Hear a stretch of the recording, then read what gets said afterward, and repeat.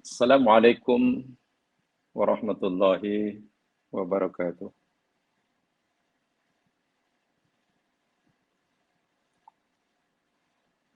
Alhamdulillahi rabbil alamin.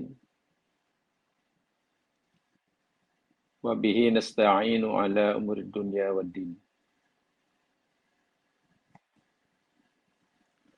Salatu wassalamu ala rasulihil karim wa ala alihi wa ashabihi wa atba'ihi ila yaumiddin.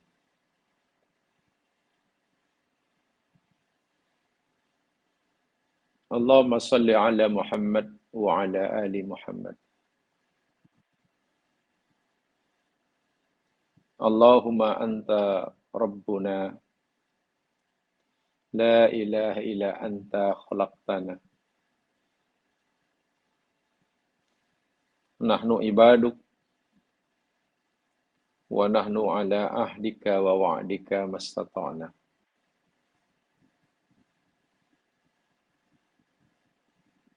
Na'udzu bika min syarri ma sana'na nabu'u laka bi ni'matika 'alaina. Nabu'u bi dzunubina faghfir lana fa innahu la yaghfiru dzunuba illa anta.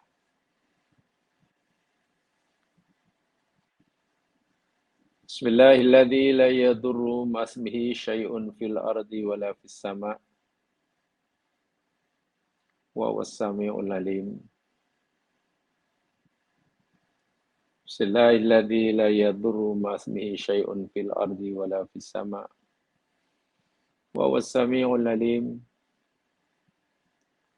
Bismillahilladzi la yadurru ma'asmihi syai'un fil ardi wala fis sama' wa huwas sami'ul 'alim. Allahumma inna nas'aluka ridhaka wal jannah wa na'udzu bika min sakhatika wa minan nar. Allahumma innaka 'afuwun tuhibbul 'afwa fa'fu 'anna. Allahumma ij'alna min utaqaika minan nar. Allahumma ij'alna min utaqaika minan nar. Allahumma ighfir lana wa tub 'alaina innaka antat tawwabur rahim. Amin ya rabbal alamin.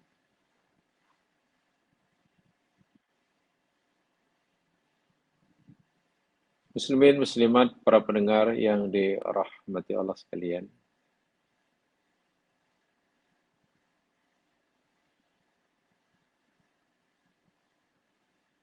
Kesyukuran kita panjatkan pada Allah Subhanahu wa taala karena kita masih diberi ruang dan peluang untuk menambahkan bekalan yang kita hendak bawa bila tiba masanya kita berpulang kembali kepadanya.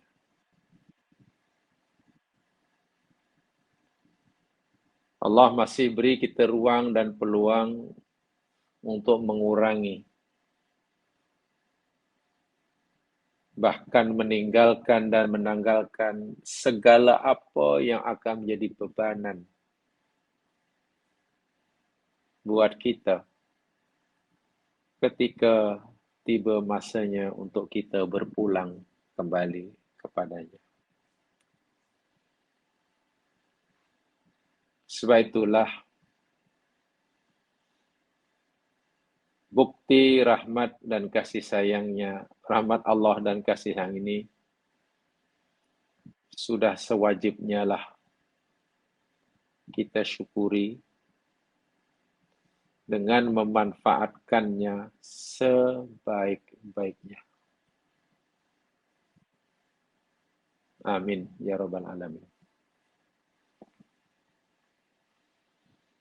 InsyaAllah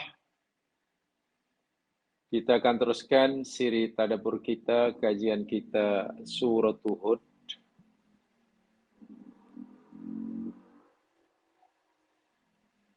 Dan hari ini kita akan mulakan kajian kita ayat yang ke-69. Ayat yang ke-69. Cuba lihat Qurannya.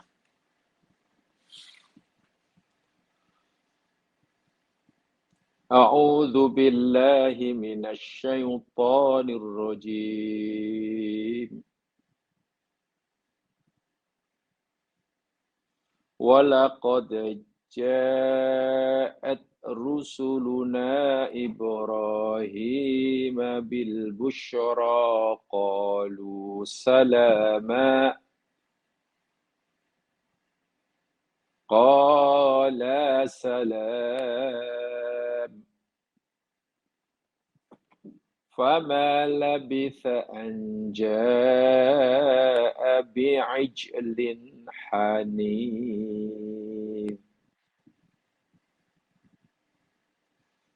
Walaqad dan demi sesungguhnya ja'at telah datang rusuluna utusan-utusan kami, yakni malaikat, datang untuk menemui Ibrahim, Nabi Ibrahim Khalilullah.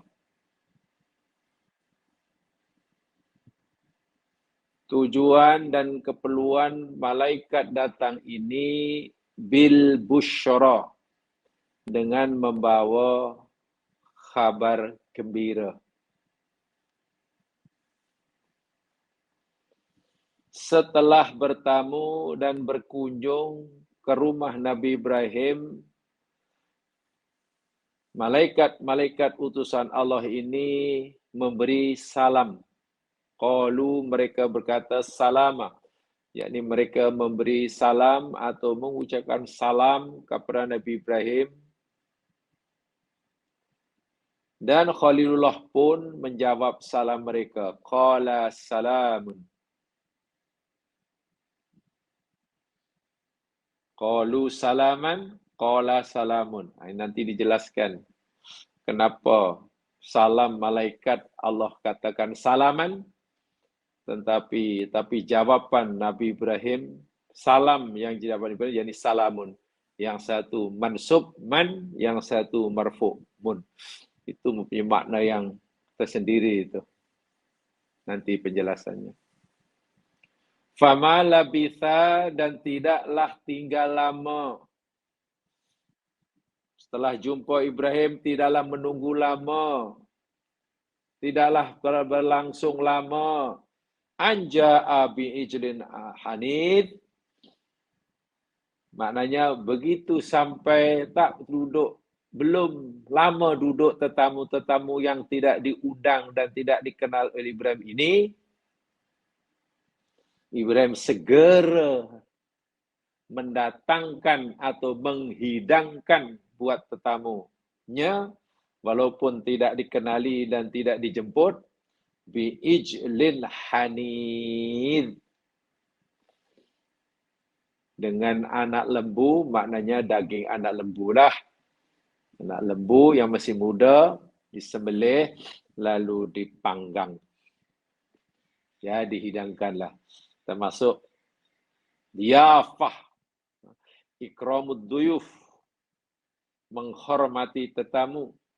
Satu di antaranya, selepas dijawab salam tetamunya, kemudian Ibrahim segera menjamunya. Tetamu tidak menunggu lama untuk mendapatkan hidangan, jamuan yang diberikan oleh tuan rumah, yakni Nabi Ibrahim, berupa daging anak lembu muda yang dipanggang. Maklum, Khalilullah ini seorang peternak lembu, peternak binatang. Kerja peternak, bukan petani.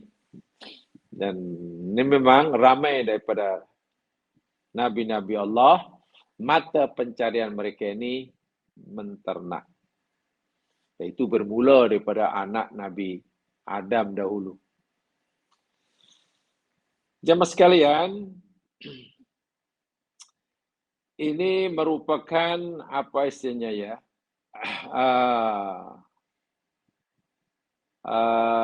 Kisah yang kesekian kalinya dari kisah para nabi yang disebutkan sebelumnya. Lebih tepatnya ini merupakan kisah yang keempat.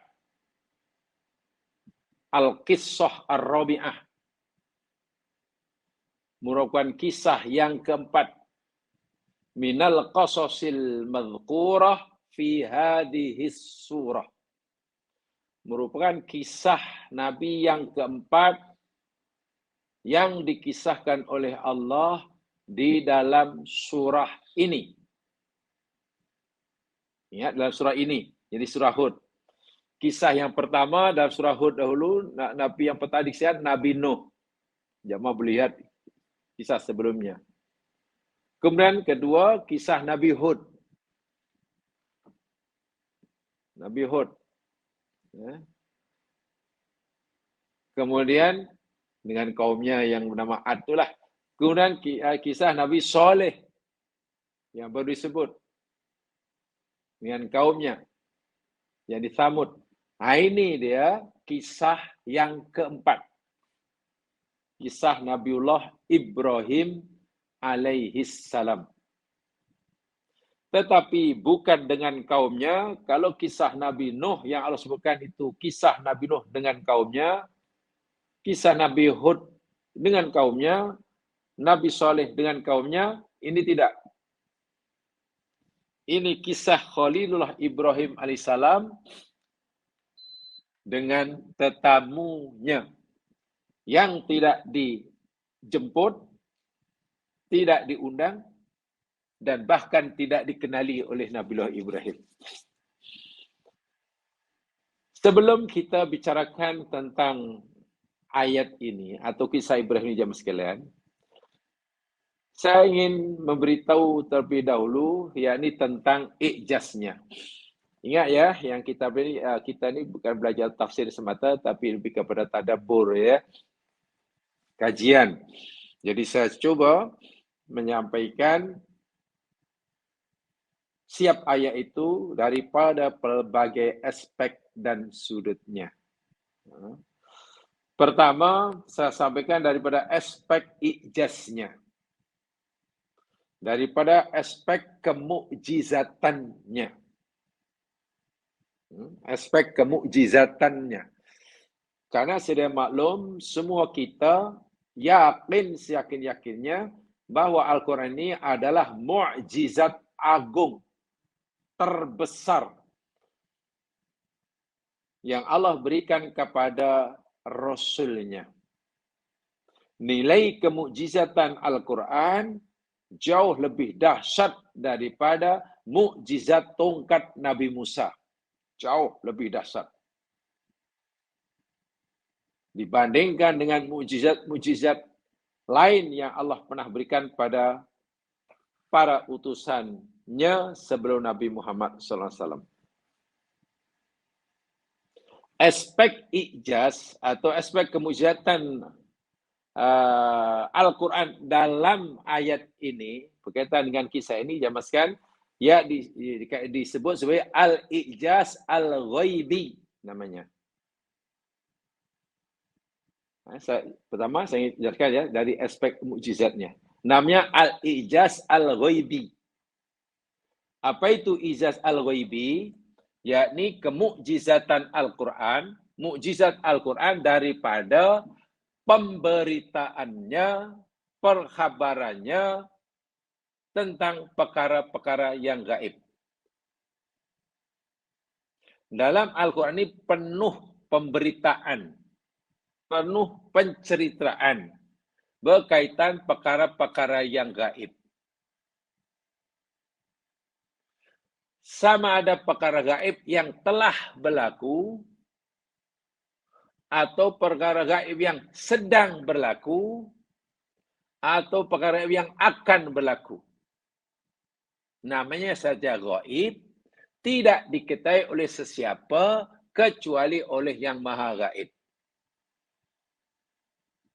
Kemudian Quran ceritakan, sehingga Nabi dapat mengetahui karena diberitahu. Di mana nilai ijaznya? Baik. Kisah para nabi contohnya ya.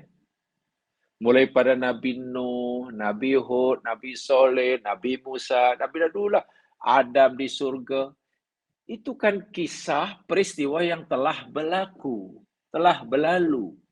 Ribuan tahun sebelum baginda Nabi SAW. Nabi belum lahir pun. Nabi belum lahir. Jadi tidak mungkin Nabi mengetahui karena Nabi belum lahir. Nabi belum tak hidup pada masa itu. Jadi tidak mungkin Nabi mengetahui. Tak mungkin. Karena benda telah berlaku sedangkan Nabi belum lahir. Yang kedua, selepas Nabi lahir pun masih juga tidak mungkin Nabi dapat mengetahuinya dengan kajian. Macam mana nak mengkaji? Mengetahui dengan tepat peristiwa yang telah berlaku ribuan tahun. Sehingga dapat menceritakannya dengan betul sebagaimana yang telah berlaku. Tidak mungkin juga. Karena kedua-dua ini tidak mungkin, Nabi tak mungkin tahu kerana Nabi belum lahir. Nabi tak mungkin tahu walaupun katalah selepas lahir dengan kajian tidak mungkin. Tapi bila Nabi dapat menceritakan pada kita dengan betul, dengan sangat detail, sebagaimana yang telah berlaku, pasti ia diberitahu oleh yang maha tahu. Jadi Al-Quran tidak pernah memberitahukan suatu peristiwa, termasuk peristiwa gaib yang berlaku masa depan, melainkan ia sebagaimana yang berlaku. Ketepatan penceritaan Al-Quran terhadap peristiwa yang telah berlaku, apalagi diceritakan oleh orang yang tidak mungkin mengetahuinya dan tidak pernah mengalaminya, disinilah ada nilai ijaz. Coba agak-agak siapa selain Nabi SAW yang boleh menceritakan dengan detail bagaimana cerita sebenar Adam semasa di surga berlaku di sana, kisah Nabi Nuh dengan kapalnya, kisah Fir'aun yang mati tenggelam dengan bangkainya yang tidak reput karena Allah tidak jadikan sebagai tanda, kisah Ibrahim dengan tetamunya, apa dirasai oleh Ibrahim ketika menerima tetamu. Ini tidak mungkin ada orang dapat memberitahu. Termasuk Nabi pun. Jadi jika Nabi mampu dapat beritahu kita, kerana diberitahu oleh yang maha tahu. Di sini bukti bahwa Al-Quran bukan karangan Rasulullah SAW, bukan rekaan penulis wahyu, juga bukan karangan, rekaan, ucapan Jibril yang menyampaikannya. Ini bukti yang nyata, yang jelas sejelas-jelasnya. Ianya adalah firman.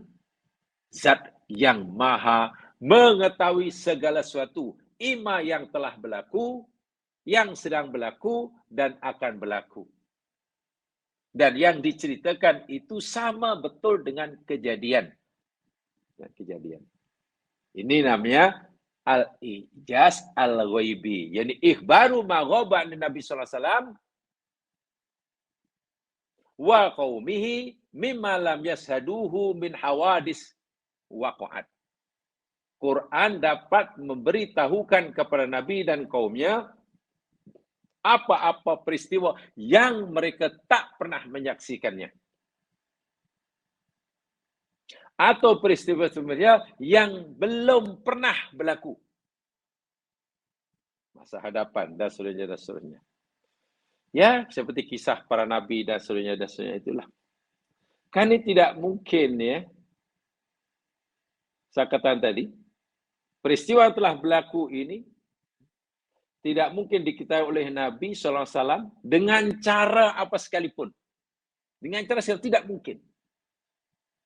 Tidak mungkin peristiwa terselamatnya contohnya atau diselamatkannya jasad Fir'aun daripada reput walaupun mati ditelan laut, itu tidak mungkin diketahui oleh siapapun. Tak mungkin. Termasuk oleh Rasulullah SAW sendiri. Jadi jika Nabi memberitahu, bukan karena Nabi buat kajian, pasti diberitahu oleh Yang Maha Tahu. Itulah namanya kemukjizatan yang tidak mungkin dinafi. Sebab itu tuduhan orang-orang kafir bahwa Quran ini karangan Muhammad SAW, ya dapat dipatahkanlah. Tuduhan itu langsung tidak berasas. Jika mereka kita kata pada mereka, wahai orang kafir, kamu tuduh Quran ini karangan Muhammad. Ya, kami percaya begitu. Sekarang buktikan. Apa buktinya? Tolong tunjukkan bahwa Quran ini karangan Muhammad. Mereka pasti gagal. Kalau kita disuruh membuktikan bahwa Quran ini bukan karangan Nabi, senang nak tunjukkan buktinya. Nak tunjukkan bukti bahwa Quran itu karangan Nabi Muhammad, tidak mungkin kita menemukan buktinya. Kan memang tidak ada.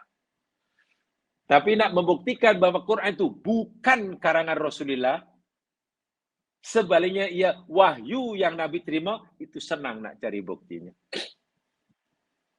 Ini bermakna apapun penolakan, keraguan yang dilakukan oleh manusia Al-Quran dapat dipatahkan, dapat dikalahkan.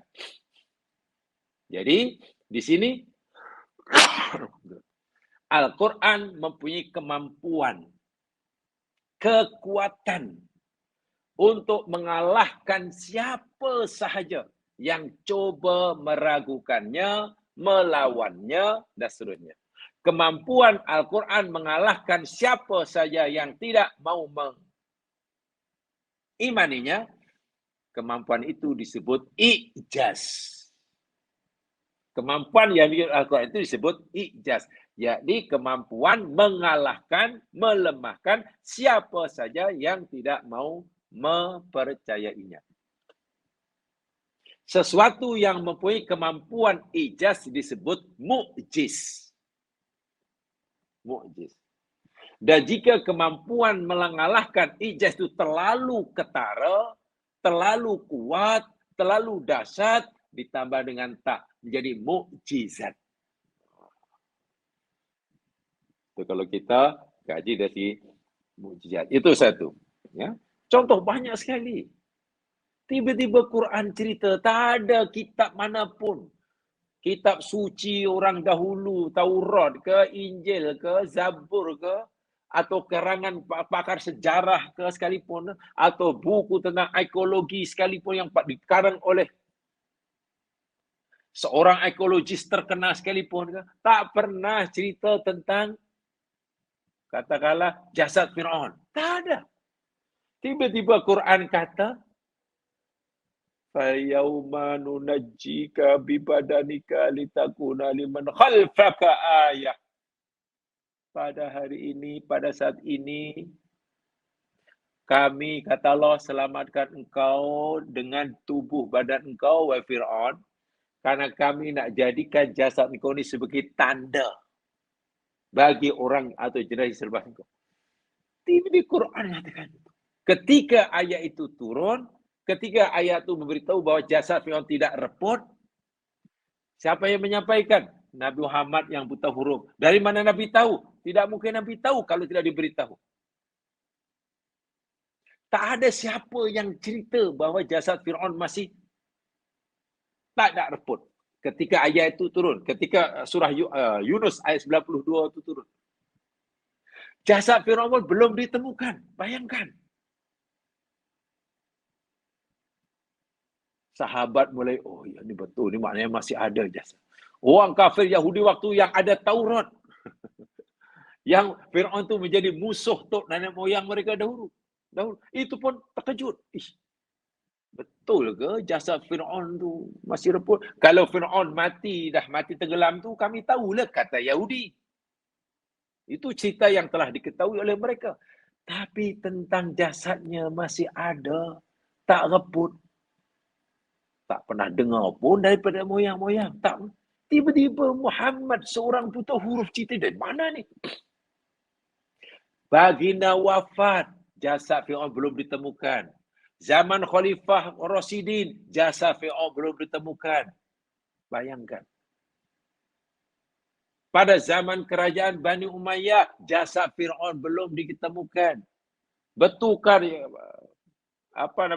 kerajaan Bani Abbasiyah. Mana bangkai Fir'aun yang Quran kata tak reput tu mana? Orang tertanya-tanya. Orang kafir lagi kuat penentangannya. Ini betul Muhammad meramal ramalan yang omong kosong. Omong kosong. Quran kata masih ada. Tapi sampai sekarang tak muncul. Dengan izin Allah, Masya Allah. Pada awal abad 20-an. Belum lama. Awal bulan ya abad 1908 ke apa. Akhir awal abad 19, abad 20-an. Ditemukan jasad di Wadil Muluk. Valley of the Kings. Known di Askaria di Mesir. Setelah diberi izin untuk buat penggalian, pencarian, terjumpalah pelik ni. Ni mami ni pelik disimpan. Seorang pakar arkeologi namanya Loren. Tapi belum dipastikan ini jasad Fir'aun. Kemudian dikaji, selepas dikaji, barulah disahkan.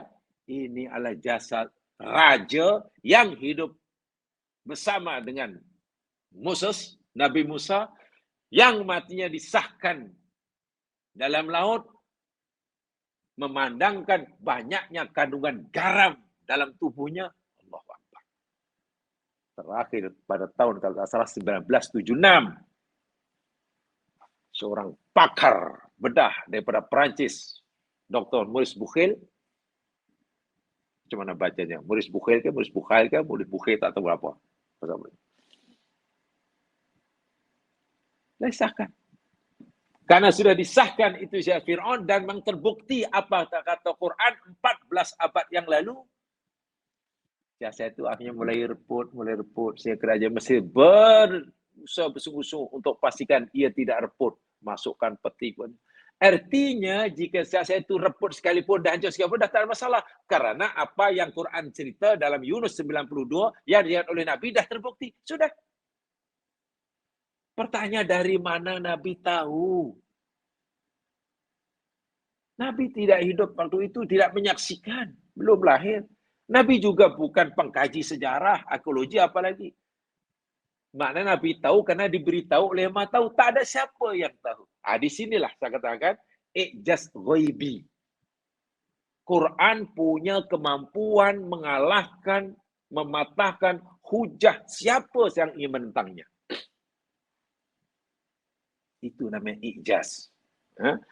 Dan kisah-kisah Nabi semuanya termasuklah kisah Nabi Ibrahim, Nabi Lut, Nabi ini kisah. Itu satu.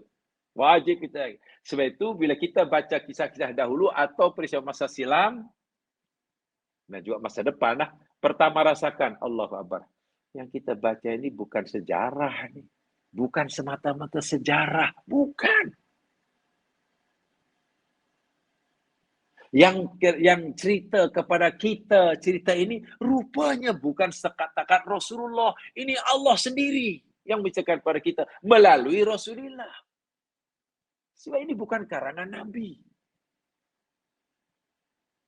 Bagaimana hati tidak tergetar. Bagaimana tengkuk tidak meremang. Bagaimana bulu roma tidak berdiri merinding. Bagaimana tidak keluar keringat sejuk.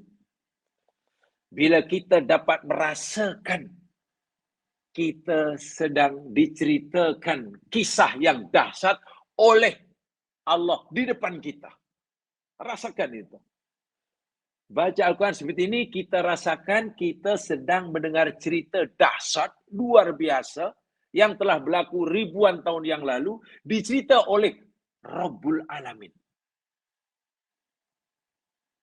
Pasti merinding kita. Sekaligus kita merasa sangat-sangat mulia.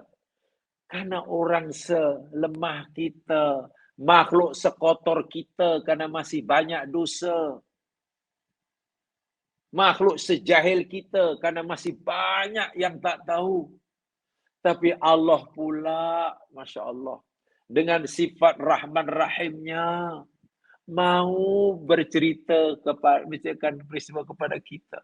Siapalah agaknya kita. Tiba-tiba kita merasa kecil, merasa hina. Bila kita dapat menghayati, merasakan Allah sedang bercerita depan kita. Sekaligus kita merasa mulia. Karena sehina apapun kita, selemah apapun kita, Allah dengan sifat Rahman Rahimnya bersedia.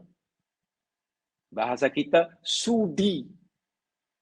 Sudi. Memperkenankan, mempersilakan kita mendengar kisahnya. Saya yakin hati kita pasti tersentuh ya Mas Kian. Ala bidzikrillahi tatmainnul qulub. Ketahuilah, dengan mengingati Allah dan hati bersambung dengan Allah, berhubung dengan Allah sentiasa, hati menjadi tenang. Itu caranya. Itu bila kita ingin betul-betul tadabbur, tafakuh, membaca. Bukan sekadar menjaga sejarahnya. Rasakan kita mendengar cerita dan yang menceritakan itu Allah kepada kita. Lalu bayangkan siapa kita. Kita ini makhluknya yang banyak dosa, banyak lemah, banyak tak tahu, kurang syukurnya, kurang sabarnya, tapi Allah masih berkenan dan izinkan kita untuk mendengar ceritanya. Lalu diceritakan. Jadi hati kita akhirnya bersambung dengan Allah. Zikrullah itu kan maknanya menyambungkan hati kita sentiasa dengan Allah, bergantung dengan Allah Subhanahu wa ta'ala. Ini jamaah sekalian. Dengan begitu kita akan mendapatkan banyak manfaat. Dari kisah sejarahnya tahu. Sebab betul ini kisah sejarah. Tapi ingat, Al-Quran bukan buku sejarah. Al-Quran bukan buku sejarah. Walaupun dalam Al-Quran itu ada cerita sejarah. Paham ya? Al-Quran bukan buku sejarah. Walaupun dalam Al-Quran itu ada kisah sejarah. Sehingga kita memperlakukan ayat-ayat sejarah Al-Quran tidak sama kita memperlakukan buku-buku sejarah. Tak boleh sama. Dan ia dijamin kebenarannya 100%. Buku sejarah, ya tidak ada jaminan betul 100% sebab kadang-kadang satu kisah sejarah berlainan. Menurut orang itu begini ceritanya, menurut orang itu begini ceritanya. Bacalah sejarah. Sejarah benda yang sama, baca dua buku sejarah. Pasti maksudnya berbeda, ada perbezaan. Ini, ya. Jadi, ini penting karena Allah Subhanahu wa taala menyatakan agar kita mendapatkan mau'idhah. Agar kita dapat ibrah. Ibrah, pengajaran. Laqad kana fi qasasihim ibratul liulil albab. Allah cerita. Demi sesungguhnya ada pada kisah-kisah mereka, yakni umat-umat dahulu lah, ada pada kisah-kisah umat-umat dahulu sebelum kita itu ibrah liulil albab. Bukan linas, liulil albab. Maknanya sebanyak mana ibrah, pengajaran,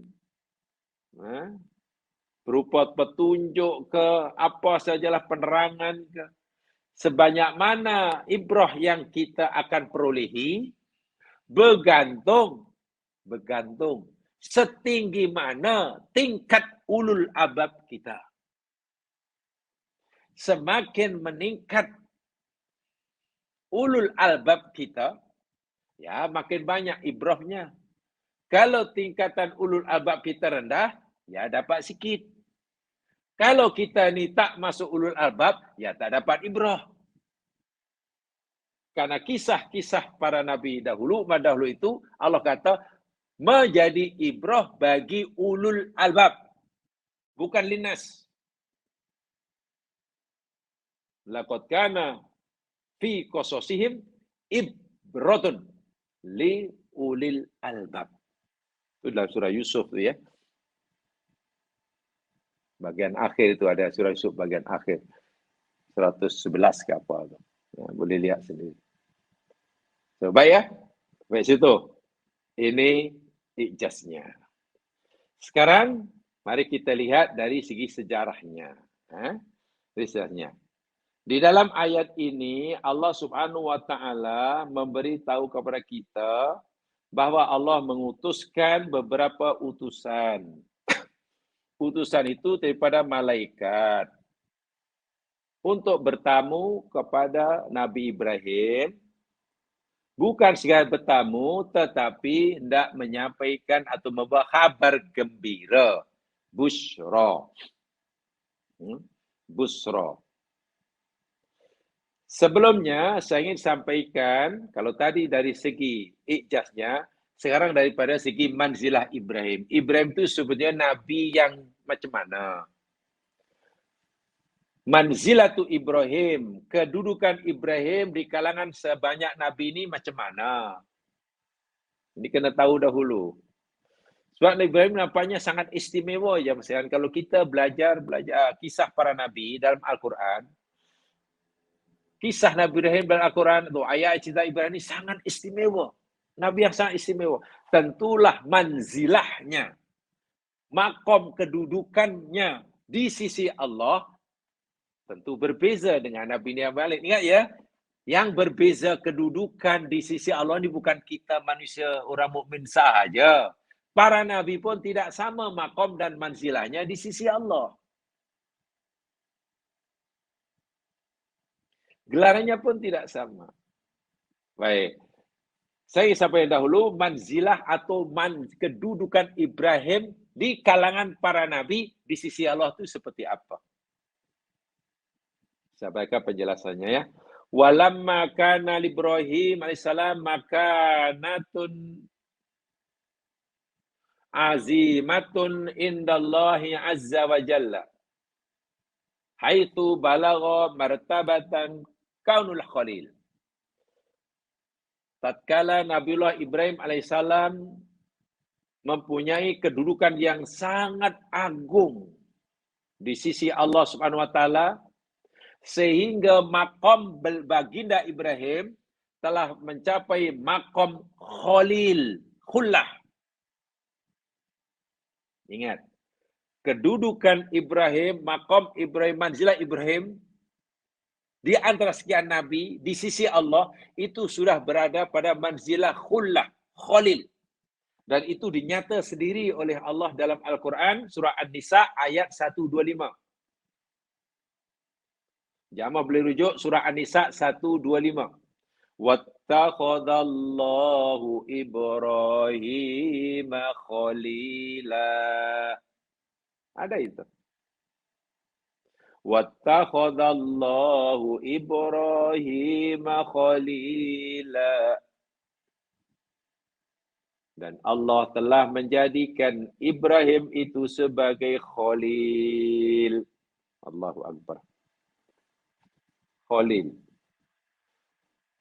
Maksudnya bahwa Ibrahim alaihissalam itu Khalilullah.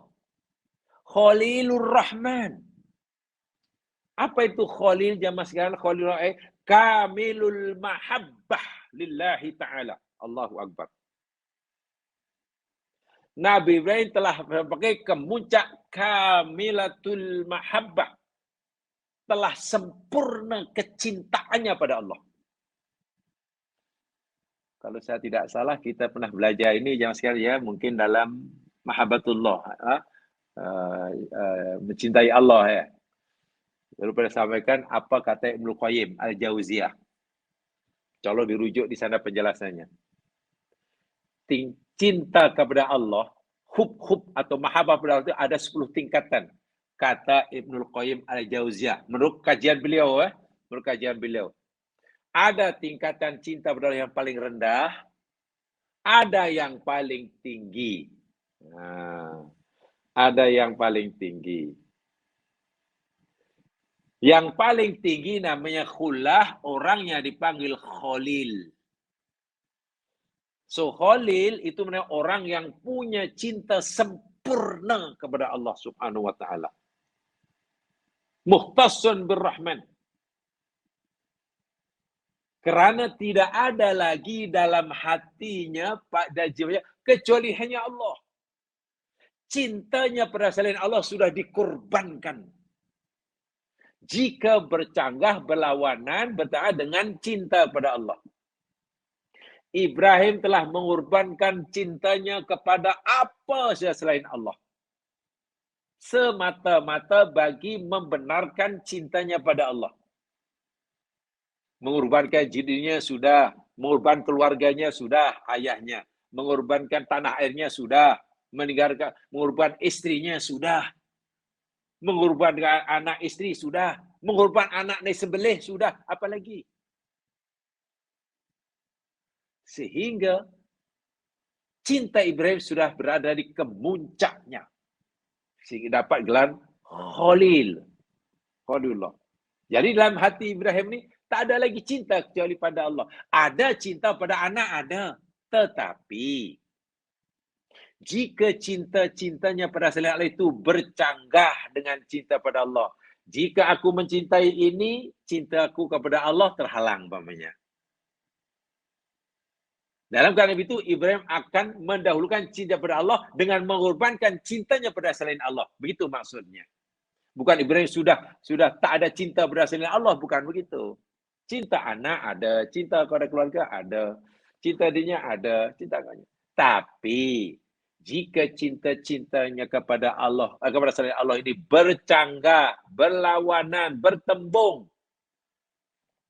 dengan cintanya pada Allah, dan Ibrahim mesti memilih satu di antara keduanya, Nabi Ibrahim memilih untuk mencintai Allah dan mengorbankan cinta-cintanya kepada selainnya. Cinta macam itu namanya khullah, orang panggil Khalil. Pasti bahagianya luar biasa orang seperti ini jamaah sekalian. Karena merasa tidak kehilangan apa-apa. Kenapa? Karena dia sudah punya Allah. Bahasa kami dahulu beginilah. Orang macam Ibrahim jamaah sekalian, dalam dirinya, dalam hatinya, jiwanya, dia sudah tidak ada yang menjadi saingan Allah. Dalam hati Ibrahim sudah tidak ada lagi saingan Allah. Tidak ada sesuatu yang menyaingi Allah. Karena yang ada hanya Allah. Nafsunya pun tidak dapat menyaingi Allah. Kita kan masih banyak. Dalam diri kita masih banyak pesaing-pesaing Allah dalam diri kita. Terpaksalah cinta kepada Allah berlawan. Mana kita ini kita. Yang sering kali kadang-kadang waliyadzubillah cinta Allah dikalahkan. Kanak-kanak, kenapa kanak-kanak ini tenang? Jiwanya, bahagia. Dan kenapa kanak-kanak ini katalah bila meninggal, tak kira anak siapa pun, masuk surga. Karena dalam hati kanak-kanak ini jamaah sekalian, dalam dia belum ada pesaing Allah, belum ada. Yang ada hanya Allah dalam hatinya. Iya. Main, gaduh dengan kawan, gaduh, menangis. Lepas itu penat, main, tidur, esok main lagi.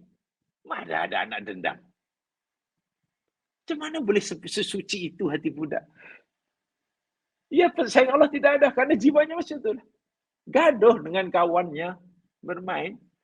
Lepas tu nangis-nangis balik je, main lagi biasa. Orang tuanya mungkin yang belum belum bereda marahnya dengan orang tua anak orang lain. Mak bapaknya belum tinggal, budaknya sudah main biasa. Relax tak? Tak ada rasa megah menjadi orang tuanya kaya dan tak merasa rendah diri karena orang tuanya miskin. Kanak-kanak bila sudah main sama saja dia. Mau bangsa apa, mau mak bapak agama apa, mau status sosial orang tua apa, bila suruh main sama, salahnya main sama-sama ya. Sama. Dan pasti hobinya sama. Main bola, lecah lah, lumpur apa, cuma lepaskan budak 2 tahun, 3 tahun. Sama betul, peranginya sama. Tak ada yang merasa, wow, belagak karena merasa dia anak orang kaya. Yang satu rasa inferior karena merasa dirinya orang. Tak ada. Itu budak. Tidur, nyenyak, makan. Karena dalam hatinya masih kosong selain Allah. Yang ada hanya Allah. Fitrah kan? Nah, ibaratnya Nabi Ibrahim itu macam itulah. Ibaratnya. Tetapi kanak-kanak tadi memang belum ada pilihan. Ibrahim sudah ada pilihan. Tapi Ibrahim memilih. Allah Subhanahu Wa Taala. Sebab itu, istilahnya Khalilullah. Tinggi itu, paling tinggi. Ibrahim Khalilullah. Dan manzilah Khalil, kedua Khalilullah, ini hanya dikongsi oleh 2 nabi sahaja. Oleh 2 nabi sahaja. Satu Nabiullah Ibrahim, Khalilullah. Kedua Nabi Muhammad SAW, Khalilullah. Nah, ini kita kena betulkan ya. Saya sampaikan hadisnya sahih. Hadis Muslim. Hadis Muslim daripada Jundab bin Abdullah. Beliau berkata, aku mendengar Rasulullah SAW bersabda, qabla ayyamuta bi khamsin. Aku pernah mendengar Nabi bersabda sebelum baginda wafat lebih kurang 5 hari maksudnya. Apa sabda baginda? Inni abra'u ilallah ayyakuna li minkum khalil. Aku sebetulnya ingin sekali lah berharap, memohon kepada Allah Subhanahu Wa Taala agar kamu semua, wahai umatku, ayakuna li minkum khalil, bahasanya baikku ada khalil daripada kamu.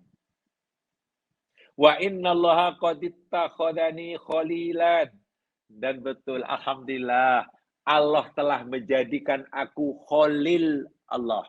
Ini sabda Nabi dalam Muslim. Allah telah menjadikan aku khalilnya. Kama takhadha Ibrahim khalila, sebagaimana Allah telah menjadikan Ibrahim sebagai khalilnya. Maknanya di kalangan para nabi dan utusan yang dapat gelar Khalilullah, makom tertinggi itu hanya 2. Satu Ibrahim Khalilullah, kedua Muhammad Khalilullah. Jadi tak betul ya mas sekalian kalau kita kata Muhammad Habibullah, itu rendah.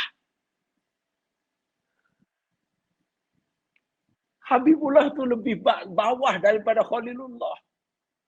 Muhammad Habibullah, ya Habibullah, ya Khalilullah. Itu tertinggi. Dan yang berhak mendapatkan 2 manzilah ini hanya 2 itu tadi. Nabi Ibrahim dan Nabi kita Muhammad SAW. Bahkan Nabi pernah berangan-angan, berandai. Lau kuntu muttahidan min ummati khalilan. Kalaulah aku. Nah, itu kan berandai-andai. Kalaulah aku dibenarkan untuk menjadikan di antara umatku sebagai khalil aku, orang yang sangat mencintai aku tanpa syarat, latahottu Aba Bakrin khalila. Pasti aku akan jadikan Abu Bakar sebagai khalilku. Tapi tak boleh ya. Nabi kata lau. Mana Nabi tak jadi. Kalaulah aku dibenarkan menjadikan salah seorang umatku sebagai khalil aku, maka Abu Bakarlah yang pasti aku lantik jadi khalilku. Tapi tak boleh ya. So, gelaran khalil itu bukan gelaran biasa, bukan manzil biasa, itu manzil tertinggi. Itu dikupas cukup indah ya. Dipanggil manzilatul mahabbah, boleh lihat dalam kitab Ibnu Qayyim. Ada 10 manzilnya, 2. Jadi ya, saya pikir itu kesalahan yang agak serius dan sudah meluas. Menamakan Nabi SAW sebagai Habibur Rahman, itu kurang betul itu ya. Kurang tepat. Nabi Muhammad SAW Habibullah. Habibullah itu kurang tepat.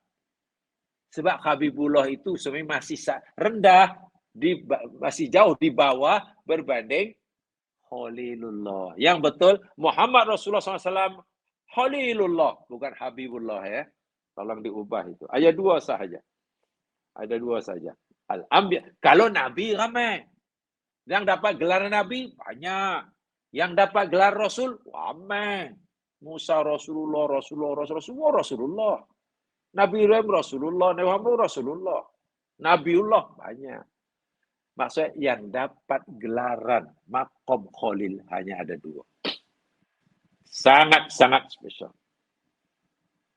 Al-Imam Ibnul Qayyim Al-Jauziyah dalam kitabnya Al-Jawabul Kafi. Ibnul Qayyim Al-Jauziyah dalam kitabnya Al-Jawabul Kafi. Beliau menyatakan tummal khullatu wa hiya tatadammanu kamalal mahabbah wa nihayataha, masyaallah. Khullah yang orangnya dinamakan Khalil, yakni seseorang yang telah mencapai kesempurnaan cinta dan kemuncaknya. Nihayah, kemuncak. Tak ada lagi yang melebih tinggi darjah dan maqam mahabbah melebihi khullah. Nihayah tu paling ujung lah. Kemuncaknya. Bihaitsu la yabqa fil qalbi sa'atun li ghairi mahbubihi, kata Ibnu Qayyim. Sehingga orang yang cintanya sudah peringkat khullah, orang dia panggil khalil, tidak ada lagi tersisa di dalam hatinya. Tidak ada lagi terbaki di dalam hatinya ruang bagi selain yang dicintainya. Masya Allah. Karena yang dicintainya Allah, maka dalam hatinya tidak ada tersisa ruang untuk selain Allah untuk dicintai. Karena hatinya sudah, semua ruang dalam hatinya sudah dipenuhi, diisi dengan cinta hanya pada Allah.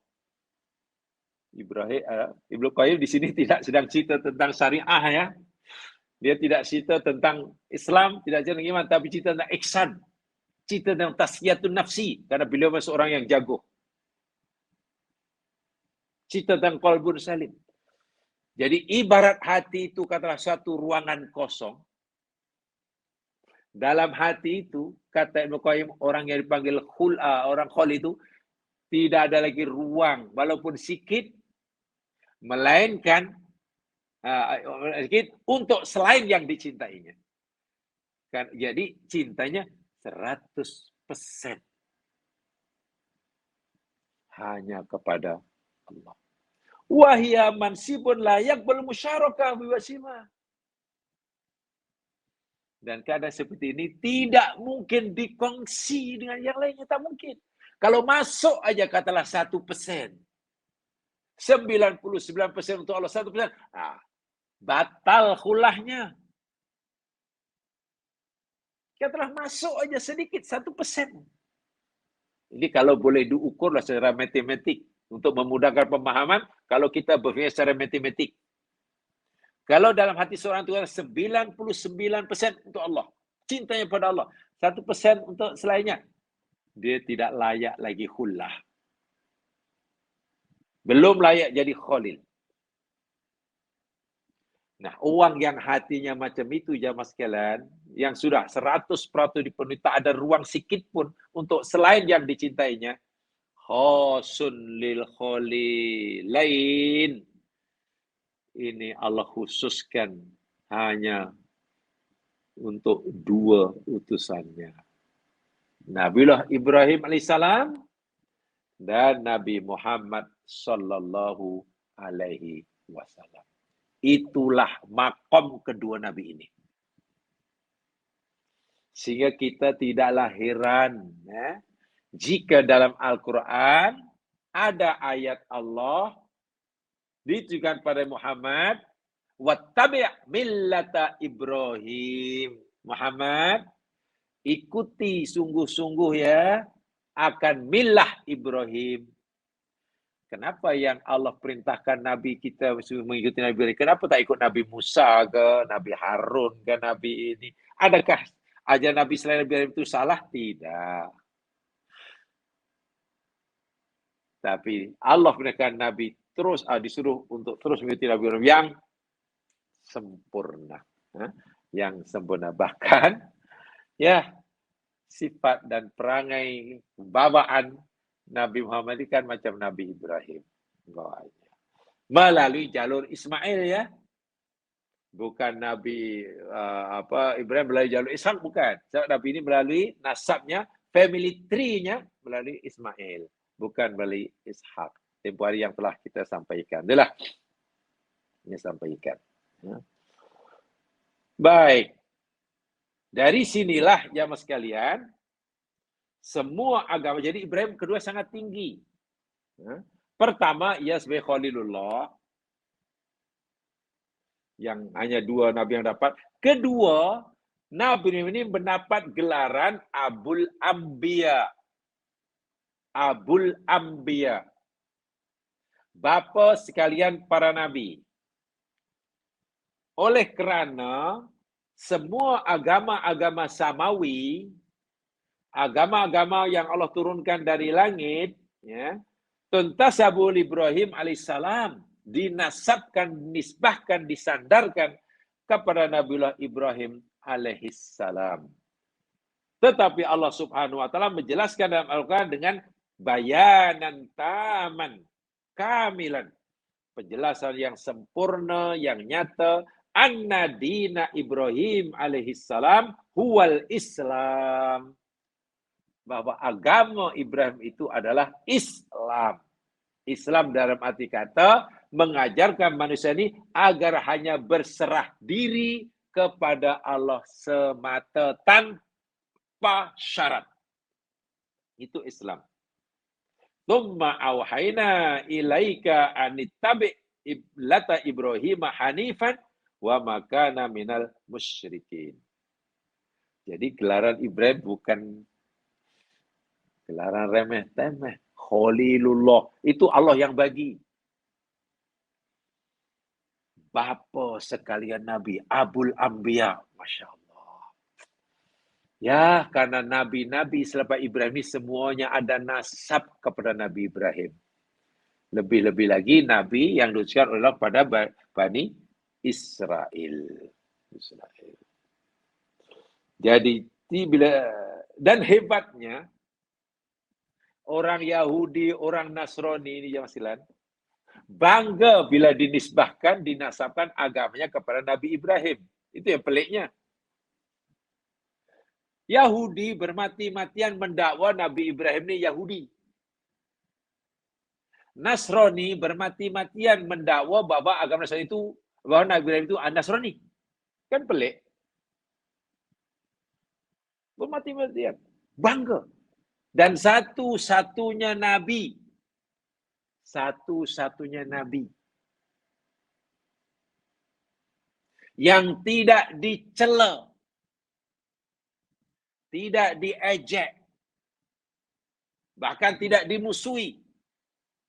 Oleh ketiga agama samawi besar hari ini. Yahudi, Nasrani, Islam, Nabi Ibrahim lah. Nabi Ibrahim. Bahawa yang menerima semua Nabi, meyakini semua Nabi utusan Allah, Islam, itu iya. Islam sajalah satu-satunya agama yang menyuruh umatnya meyakini, mempercayai semua Rasul utusan Allah. Betul. Yahudi? Coba Nabi mana yang Yahudi tak kutuk, tak serang, bahkan tak dikejar untuk dibunuh. Nabi yang jelas-jelas diutus oleh Allah pada mereka pun lawannya, dipermalukannya. Contoh Nabi Musa. Kurang apa sikap Yahudi, kejahatan Yahudi pada Nabi Musa? Itu Nabi yang hidup sezaman mereka. Nabi Sulaiman difitnah, Nabi Daud difitnah, Nabi Lut difitnah, Nabi Zakaria difitnah, Nabi Yahya dibunuh, Nabi Isa nak dibunuh. Itu Yahudi. Tapi Nabi Ibrahim, Nabi ini tidak. Kami ini adalah keturunan Ibrahim. Dan Ibrahim itu agamanya Yahudi. Kata Yahudi. Tengok. Respeknya bukan main pada Ibrahim. Nasrani. Coba. Nabi siapa yang dia percayai? Yang lain enggak lah. Nabi Muhammad ditolaknya. Orang Yahudi Nabi Muhammad ditolak. Nabi Isa dipujanya. Bahkan melebihi manusia biasa. Jadi anak Tuhan. Naikkan makamnya. Hanya Nabi Ibrahim saja yang dipuji oleh semua. Ini agama Islam yang paling adil. Yahudi, Nasrani bermati-matian mendakwa, meyakini, mengkampenkan, meyakinkan seluruh umat bahwa Ibrahim itu beragama Yahudi atau beragama Nasrani. Bayangkan sampai sekali pujian mereka pada Ibrahim. Bukan kehebatan Nabi Ibrahim. Lalu Allah nafikan dalam surah Ali Imran ayat 67. Allah nafikan dakwah mereka ini dalam ayat surah Ali Imran 67. A'udzubillahi minasyaitonir rajim. Ma kana Ibrahimu Yahudiyan wala Nasraniyan walakin kana hanifan muslima wa ma kana minal musyrikin. Dan tidak adalah Ibrahim itu seorang Yahudi. Tak mungkinlah Ibrahim seorang Yahudi. Yahudi itu kan dinisbahkan kepada nama orang bernama Yahuza. Yahuza itu anak Nabi Yakub. Bila Nabi Yakub, mana ia cicit kepada Nabiullah Ibrahim. Macam mana seseorang menisbah diri kepada yang belum lahir? Tak, Ibrahim itu adalah Yahudi. Ibrahim kata, macam mana kamu kata Yahudi? Yahudi itu cicit aku. Cicit aku. Aku bukan Yahudi. Yahudi itu cicit aku. Aku sudah meninggal, Yahuza belum lahir. Tengok dakwah Yahudi, betul tak masuk akal? Ibrahim itu Yahudi. Betul Yahudi. Dari segi logik, kan tak logik kan? Macam mana Ibrahim itu seorang Yahudi? Yahudi belum lahir. Baginda Ibrahim sudah wafat. Wala Nasraniyan. Dan Ibrahim juga bukan orang Nasrani. Karena Nasrani bermati-matian meyakinkan umat manusia bahwa Ibrahim itu seorang Nasrani. Wahai Nasrani, macam mana lah kamu boleh kata Ibrahim itu Nasrani? Kamu tahukah? Nasrani belum lahir, belum wujud. Nabi Ibrahim telah ribuan tahun meninggal. Macam mana kamu kata? Macam mana kamu boleh kata agama Nabi Ibrahim itu Yahudi? Macam mana kamu boleh yakin agama Ibrahim itu Nasrani? Sedangkan agama kamu, Yahudi, agama Nasrani, belum lahir, Nabi Ibrahim telah wafat. Kalau begitu, siapa Ibrahim yang sebenarnya? Walakin, tetapi, karena adalah Ibrahim itu hanifan, orang yang lurus. Musliman, tengok. Seorang Muslim. Ajarannya Islam dalam arti kata inti ajaran yang dibawa menyeru seluruh manusia berserah diri tanpa syarat hanya kepada Rabbul Alamin. Wa makana minal musyrikin, dan Nabi Ibrahim itu bukan sekali-kali termasuk orang yang menyekutukan Allah. Kamu Yahudi, menunjukkan Allah, kamu meyakini Uzair anak Allah. Ibrahim tak pernah musyrik, anti musyrik. Kamu Nasrani meyakini Isa itu anak kepada Allah atau Allah itu sendiri. Nabi kamu musyrik, Nabi ini anti syirik. Seorang diri Ibrahim sanggup menghancurkan patung-patung yang disembah oleh kaumnya. Rajanya dilawannya. Bagaimana Ibrahim menjadi penentang syirik nomor wahid dan yang pertama. Bagaimana kamu mendakwa ajaran kamu, agama kamu itu agama Ibrahim, sedangkan kamu agama syirik, sementara Ibrahim itu penentang syirik nomor wahid. Itulah Ibrahim. Jadi Al-Quran ini sentiasa mematahkan hujah-hujah mereka yang menentangnya ya, menentangnya. Ini Ibrahim. So, dari segi kedudukan, dari segi manzilah, Ibrahim bukan Nabiullah Ibrahim, Khalilullah Ibrahim bukan nabi dan rasul biasa, bukan. Sebab itu saya katakan, kalau jamaah baca Al-Quran, cerita tentang kisah Ibrahim yang merata dalam Al-Quran, pasti kisahnya lain daripada yang lain. Iya. Kisahnya lain dengan yang lain. Adalah kisahnya dengan kaumnya ada, jelas ada. Tapi ada kisahnya juga berkaitan dengan keluarganya, ada. Tuh, ketika disuruh menyembelih anak itu kan kisah dengan keluarganya. Kisah dia sendiri ketika berdoa ada. Sehingga Ibrahim ini manusia yang lengkap untuk dijadikan teladan daripada pelbagai aspeknya. Rasulullah SAW pun oleh Allah disuruh mengikuti Ibrahim. Bahkan dalam ajaran Nabi SAW pun banyak sebetulnya meneruskan apa yang diajarkan oleh Nabi Ibrahim. Ya, yang contoh yang mudah ya, tentang ibadah kurban, ibadah haji, tawaf, apa namanya, lontar jumroh, sa'i, itu semua kan sempena macam lakon semula lah apa yang dilakukan oleh keluarga Ibrahim alaihissalam. Di sinilah kita kagum ya.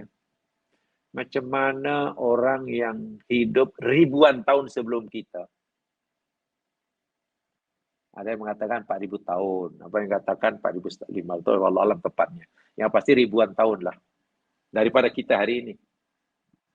Macam mana seseorang yang hidup ribuan tahun sebelum kita. Tetapi perjalanan hidupnya, ajarannya, perilakunya masih amat-amat sesuai, elok, bahkan wajib kita contohi. Selain Nabi Ibrahim, coba siapa kayaknya? Sedangkan biasanya perilaku seorang yang aja seseorang itu bila sudah berlaku 100 tahun pun sudah tidak sesuai dengan zaman. Walaupun sangat sesuai pada zamannya. Wah, orang itu masa hidup, oh betul-betul lah. Tingkah lakunya, rupanya, apa yang diucapkan semuanya dipatuhi oleh rakyatnya. Zamannya. Berlalu 1000 tahun, 100 tahun, dah tak laku. Kan zaman berubah. Tapi Nabi Ibrahim tengok. Hidup beberapa ribu tahun, tapi perjalanan hidupnya, sikapnya, apalagi kepada Allah Subhanahu Wa Taala, tetap menjadi teladan bagi kita yang hidup pada zaman moden. Ketika Ibrahim berjalan daripada Baitul Maqdis, Palestina ke Arab tak tahu berapa lama. Tak tahu pakainya pakaian apa. Di Makkah seperti apa. Membina keluarga yang sangat bahagia. Sekarang hidup kita mewah sekali sekarang ini. Maka sudah berubah menjadi surga ibaratnya. Tapi ajaran Ibrahim masih tetap sangat-sangat relevan ya. Tidak apa misalnya lapuk dimakan di zaman ke apa di hujan ke apa namanya. Allahu Akbar. Itu ketokohan. Bukan Nabi yang lain tidak ada ketokohannya. Ada Nabi Musa ada ketokohannya. Nabi Isa ada. Nabi Zakaria ada. Tapi Nabi ini sangat menonjol. Sebab itulah Saya ulangi sekali, bila kita baca di dalam Al-Quran kisah Nabi Ibrahim ni, pasti lain kisahnya. Allah menceritakan tentang Ibrahim dari pelbagai aspek kehidupannya. Bukan hanya daripada segi perjuangannya ketika melawan syirik yang dilakukan oleh kaumnya semata. Bukan. Bahkan disebutkan ujian yang paling berat. Saya ingat tidak adalah Nabi yang dapat ujian lebih berat daripada Ibrahim. Suruh sembelih anak sendiri, anak satu-satunya lagi. Yang nanti ditunggu puluhan tahun. Itu luar biasa beratnya ya. Itulah beratnya. Jadi dengan mengambil kira kedudukan Ibrahim seperti itu, makomnya seperti itu, ditambah lagi jamaskan ujian yang dialaminya dan dia berjaya, maka satu di antara balasan Allah berkat kejayaan Islam Ibrahim dan cinta Ibrahim pada Allah, Allah memberikan sesuatu yang sangat berharga kepada Ibrahim tanpa Nabi Ibrahim memintanya. Saya ulangi. Dengan mengambil kira kedudukannya yang seperti itu, Khalilullah, Abul Anbiya, kepribadiannya yang menjadi contoh yang luar biasa, dan juga dengan kejayaannya menghadapi ujian Allah mulai pada yang sederhana yang paling besar, menyembelih anak, suruh sembelih anak. Allah anugerahkan pada Ibrahim di dunia, beri balasan di dunia, bukan di hari akhirat pastilah, di dunia, balasan yang luar biasa dahsyatnya, agungnya, berupa anak soleh yang akan menurunkan ramai nabi, tanpa Ibrahim memintanya. Ini perlu dicatat nih. Kerana apa? Ibrahim dapat anak Ismail. Allah anugerahkan anak pada Ibrahim namanya Ismail. Itu berkat doanya. Ya, berkat doanya. Doa tak tahulah berapa tahun, baru Allah bagi anak nama Ismail. Tetapi Allah bagi anak bernama Ishak pada Ibrahim. Ini Ibrahim tak berdoa. Tanpa doa. Bahkan terkejut ketika diberitahu bahawa dia akan wah, Nabi Ishak, Nabi dari Mesir ini nanti akan melahirkan puluhan utusan Allah dan para nabi dan orang-orang soleh. Bayangkan. Kalau kita punya anak semua jadi orang besar. Kalau jamaah wakil rakyat, anak wakil rakyat, cucu wakil rakyat, semua wakil rakyat katalah 7 keturunan. Itu pun akan dicatat dengan dakwat emas. Wah, inilah keluarga hebat. Semua jadi wakil daripada atuk, cucu, cicit dan seterusnya. Ini tidak, semua jadi nabi. Ini luar biasa. Jadi, anugerah Allah kepada Ibrahim berupa Ismail, dengan anugerah Allah kepada Ibrahim berupa Ishak, ini berbeza. Ada perbezaan. Jika Allah bagi kepada Ibrahim berupa Ismail, itu berkat permohonannya. Memang beliau baginda Ibrahim sangat-sangat merindui kelahiran anak. Maklum, minta maaf ya, umur makin bertambah. Demikian juga umur istrinya. Malangnya istrinya ini tak pernah mengandung. Bukan pernah mengandung tetapi miscarriage, keguguran, bukan. Tak pernah. Kalau pernah mengandung tapi keguguran itu mana ada harapan lah. Ya betulkan sajalah dia punya rahimnya mungkin. Umur makin meningkat. Okey, umur meningkat. Umur pasangan pun makin meningkat. Istrinya pula tak pernah mengandung, bahasa mudahnya akhir mandul. Sedangkan bila nanti Ibrahim meninggal, lalu siapa yang meneruskan dakwahnya? Ibrahim khawatir jika tak punya zuriat. Niatnya bukan semata-mata ingin punya zuriat, bukan. Bukan. Ya, biasanya orang kawin mesti punya zuriat, maka saya kawin mesti punya. Tak, bukan semata itu. Kepentingan agama. Sebab itu memohon tak henti-henti kepada Allah. Akhirnya Allah anugerahkan Ismail itulah. Ini jangan boleh lihat dalam surah As-Saffat ya. Jangan saya coba lihat. Supaya kita faham betul lah ini. Sebab saya sebenarnya ingin nanti akhirnya saya ingin sampaikan ini ya. Ini sebagai mukadimah. Sebab ini kajian. Yahudi bermati-matian jemaah sekalian. Bahkan ada setengah orang Islam pun terikut-ikut. Meyakini bahwa dahulu yang disembelih oleh, yang Allah suruh sembelih, Allah suruh Ibrahim untuk menjadi anak itu Ishak, kata mereka, bukan Ismail. Karena mereka hendak membanggakan keturunan mereka. Oh, nenek aku pernah dahulu dikurban oleh ayahnya. Tapi dia sabar. Jadi kami ini keturunan orang yang super soleh. Gitulah. Mereka dakwa. Anak yang Allah suruh Ibrahim kurbankan itu bukan Ismail tapi Ishak. Ini ke sana nanti larinya. Jadi saya ingin sampaikan dahulu ya. Lihat coba dalam surah As-Saffat.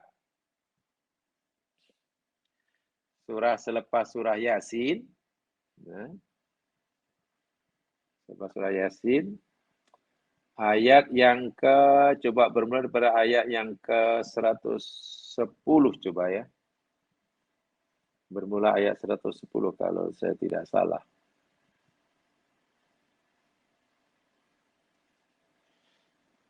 Ayat 100 atas 80 99 lah. 99 tengok. Ibrahim meninggalkan negeri Babilonia, Irak. Setelah terselamat daripada mati dibakar oleh Namrus dan tenteranya. Tinggalkan tanah airnya. Sementara ia meninggalkan negeri kampung halaman menuju ke negeri Syam waktu itu, apa dikatakan oleh Ibrahim? Wa qala inni dhahibun ila rabbi sayahdin. Berkatalah Ibrahim, sesungguhnya aku akan pergi menuju Tuhanku. Sayahdin, aku yakin Tuhanku akan memberiku petunjuk. Ini dalam perjalanan itu. Dah nawaitulah, tak apalah, tinggalkan kampung halaman. Menuju Tuhanku. Dan inilah mulai khullah tu. Tak kisah. Apapun dalam hidup ini, sedia ia korbankan semata-mata cintanya pada Allah. Ini dhahibun ila rabbi. Itu luar biasa. Itu bahasa cinta yang luar biasa itu. Kalau dalam ilmu ihsan, dalam ilmu tazkiyatun nafsi, dalam ilmu qalbun salim, dalam ilmu akhlak, terpulanglah jamaah menggunakan istilah apa. Ada orang kata dalam istilah tasawuf, kalau yang minat istilah itu bahasa cinta yang luar biasa. Inni dhahibun ila rabbi. Saya hadir. Lagi apa doanya? Karena dia makin umur makin meningkat jemaah sekalian. Tentu risau. Apalagi orang yang sesoleh Ibrahim. Macam mana kalau tak punya durian? Macam mana nasib agama dia? Macam nasib umatnya?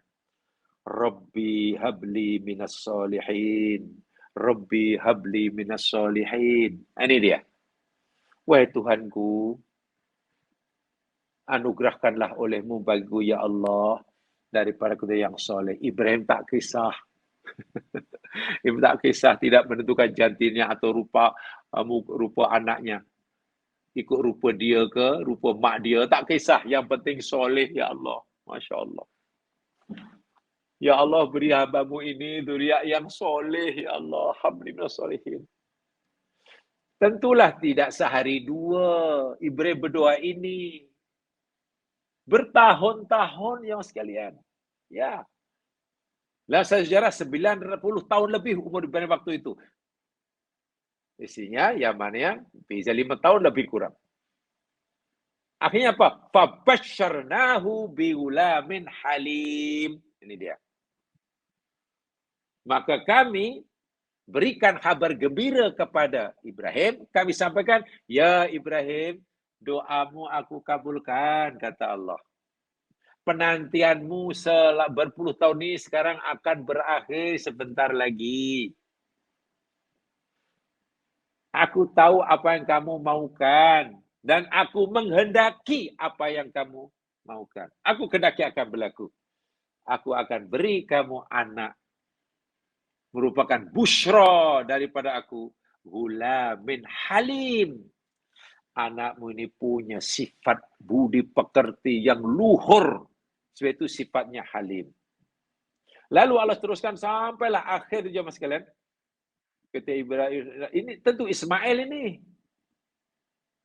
Ini Ismail karena ayat ini cerita tentang perjalanan daripada meninggalkan kampung halaman ke Syam kan. Tentu ini Nabi Ismail. Jauh sebelum Nabi Ishak. Sebelum Nabi Ishak. Lebih kurang 1 dekad lebih lah. Kemudian cerita selepas itu kan cerita disuruh membunuhnya dan sampai akhirnya apa namanya? Ayat yang ke-111, innahu min ibadinal mu'minin. Pengakuan Allah. Ya, sesungguhnya dia Ibrahim itu termasuk hamba-hambaku yang soleh. Allah akui, Allah iktiraf kesalihan Ibrahim AS sebagai ayah. Allah akui kesalahan Ismail sebagai anak, walaupun masih kanak-kanak. Kisah Ibrahim dan Ismail selesai di situ, di Makkah. Selepas Ibrahim berjaya mengarungi segala ujian, termasuklah disuruh membunuh anaknya, dilakukan, dan Ismail. Selepas kisah ini selesai, jamaah sekalian, habis kisahnya. Ismail tak jadi terbunuh karena Allah sendiri yang suruh menghentikan, karena itu hanya ujian. Ringkas kata, selepas Ibrahim berjaya mengarungi ujian yang sangat dahsyat, barulah ayat 112, fabasyarnahu bi ishaqqa nabiyya minas solihin. Kami beri kabar gembira kepada Ibrahim dengan lahirnya Ishak. Ishak itu daripada termasuk bagi Nabi yang soleh. Daru cerita tentang Ishak. Macam mana Nabi Ishak yang disembelih. Jangan kisah sembelihan itu sudah berlaku sebelum kelahiran Ishak. Kelahiran Ishak. Masya Allah. Jadi dakwaan Yahudi itu tidak betul, jamaah sekalian. Berdasarkan ayat ini, jadi maksudnya yang disembelih itu yakni Ismail. Tetapi Yahudi, ma'iyadzubillah. Saya bacakan ya, apa kata Yahudi. Yadda'i ba'dul mutawahimin al-Yahud anna dzabih wa Ishaq alaihissalam. Sebagian Yahudi totok, mereka mengklaim mendakwa bahawa yang disembelih yang Allah suruh perintah Ibrahim disembelih itu Ishak, bukan Ismail. Laisa Ismail. Kama ja'a fil Quran, seperti Quran itu betul. Dalam kitab kami itu Ismail, Ishak, karena mereka sudah ubah ya. Wa yahdafuna min wara'i dzalika ila nisbati sarafi wa tahya wa fidali wa ajdadihim. Dakwaan mereka seperti itu, mereka lakukan itu kerana mereka mahu menibahkan diri mereka ini kepada orang-orang yang punya kehebatan, makom yang tinggi. Tengok, tok nenek moyang aku ni bukan sebarang tok nenek moyang, katanya. Tok nenek moyang aku pernah mengorbankan dirinya untuk disembelih oleh ayahnya semata-mata ketaatan pada Allah. Jadi kami ni anak cucu bukan. Itu tujuan dia. Nak membanggakan dirinya sebagai cucu Nabi yang hebat. Memanglah Nabi ini hebat. Tapi kehebatan Ishak bukan karena ia rela disembelih oleh Ibrahim, karena Allah tak pernah pun suruh Ibrahim menyembelih Ishak. Itu tujuan dia. Mujahidil Arab min kulli fadlin.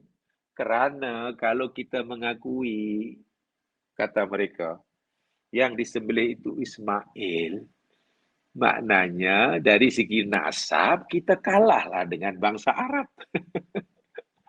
Kita kalah dengan orang, kita benci dengan orang Arab. Kita benci dengan orang Quraisy. Apalagi di sana ada Muhammad bin Abdullah yang nasabnya jelas kepada Ismail. Jadi bukan sekadar agama saja mereka mengklaim agama mereka paling benar walaupun mereka telah rusakkan. Bahkan dari segi duriat darah keturunan pun Yahudi mengklaim mereka lah lebih mulia daripada orang Arab. Sehingga dinisbahkan pada nenek moyang mereka yakini rela mengorbankan dirinya untuk dikorbankan ayahnya semata karena Allah. Begitu sekali Yahudi, begitu gigih. Dan itu diyakini oleh mereka, sebagai mereka.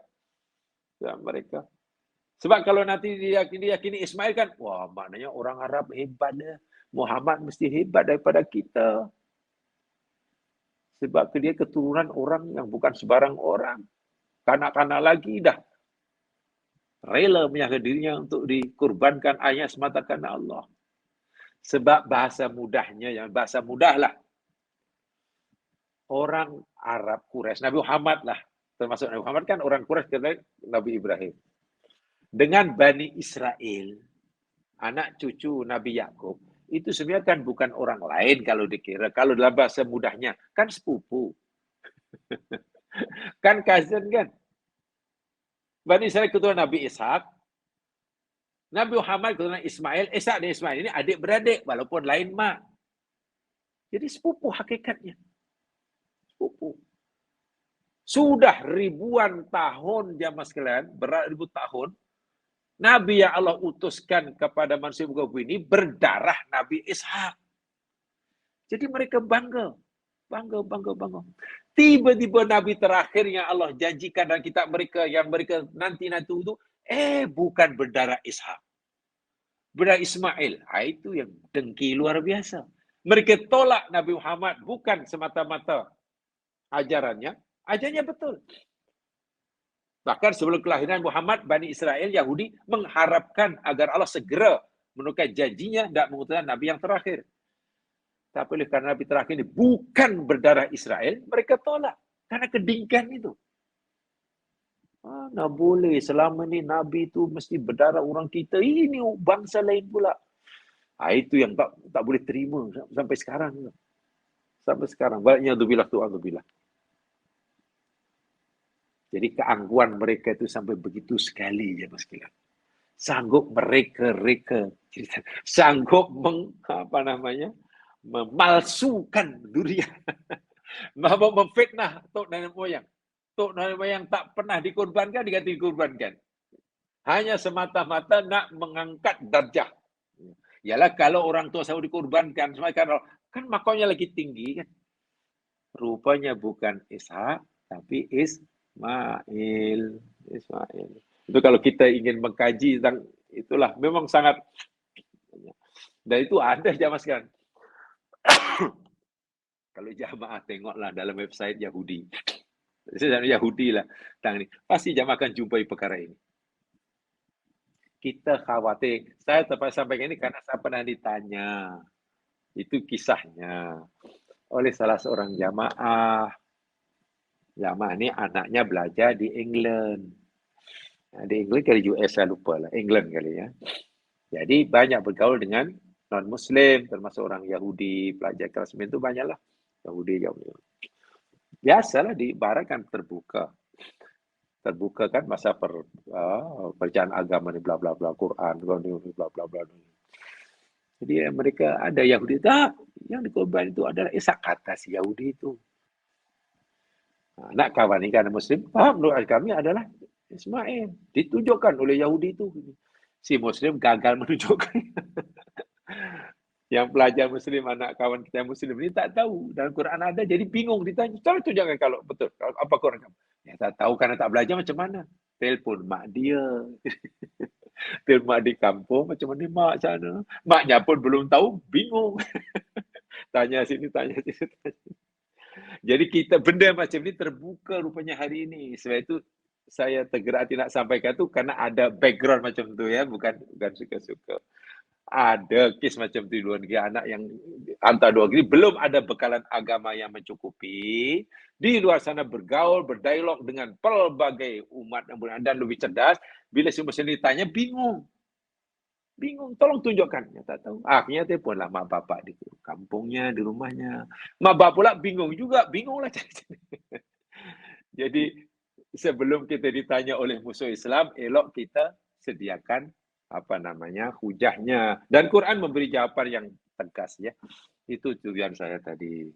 Sama ada itu bermanfaat atau tidak bagi jamaah sekalian, wallahu alam saya kurang tahulah.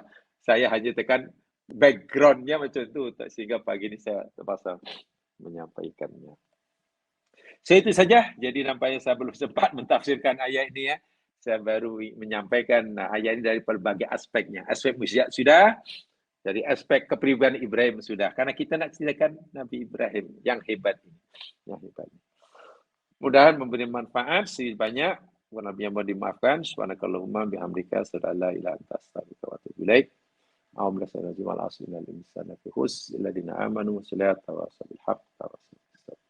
Assalamualaikum warahmatullahi wabarakatuh.